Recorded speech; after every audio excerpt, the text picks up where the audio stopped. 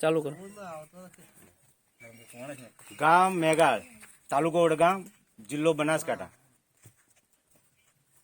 જે આપણું આ મનરેગાનું જે કામ આવ્યું છે, જે આપણા સુધી પહોંચતું કર્યું છે, એવા તો પહેલા તો આપણે સૌ પ્રથમ મેવાણી સાહેબનો ખૂબ ખૂબ અને ખૂબ આપણે આભાર માનીએ. એ બદલ તમામ આપણે મળી પહેલા તો એમને તાળીઓના ગગડાટથી આપણે એમને વધાવીએ અને પછી એના પછી આપણે આગળ એમની વાત કરીએ. બરોબર છે. હવે આ જે મનરેગાનું કામ છે એ 1912માં કેન્દ્ર સરકાર લાવી.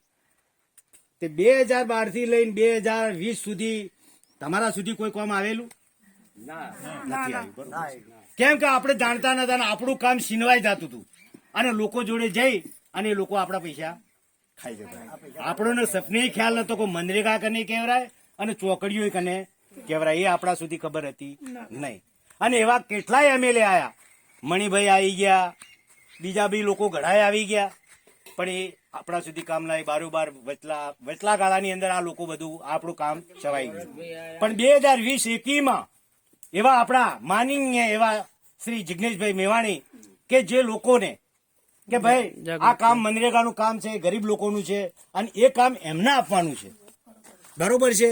તો એમના સુધી પહોંચતું નથી. હું મારી મહેનત કરી વિધાનસભાની અંદર જવું છે તો હું જઈ શકીશ, કેન્દ્ર સરકારમાં જવું છે તો પણ હું જઈ શકીશ, પણ આ કામ ઓબીસી, એસી અને ઓબીસીના લોકોના જોડે પહોંચે અને એ લોકો વેતન કરીને એમની મજૂરી એ લઈ જાય, એ બદલ હું મહેનત કરી અને આ લોકો સુધી પહોંચતું કર્યું છે.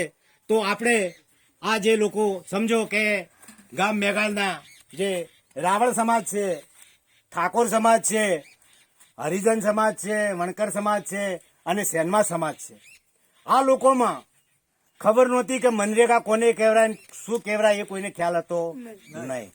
પણ 2020-21માં આ જે આપણને કામ મળ્યું, એ કામનો જો ફાળો અને યશ આપણે આપતા હોય તો મેવાણી સાહેબને આપીએ છીએ. બરોબર છે.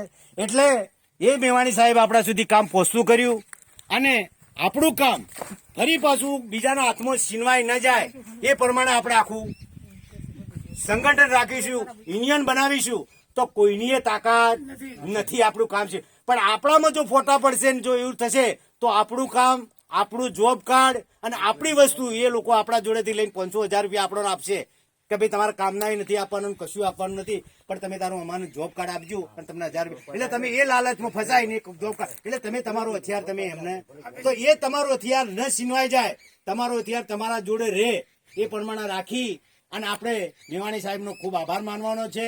અને આવતા ફરી પાછા વર્ષની અંદર 5મા મહિનાની અંદર આપણને કામ આપે એ બદલ આપણે એમનો ખૂબ આભાર માનીએ. તો હું એમ વિનંતી કરું છું કે રાવળ સમાજની અંદરથી કોઈ પણ એક બાઈ આવી અને જો મેવાણી સાહેબ વિશે કંઈ કહેવું હોય તો કહી શકે. એટલે એમાં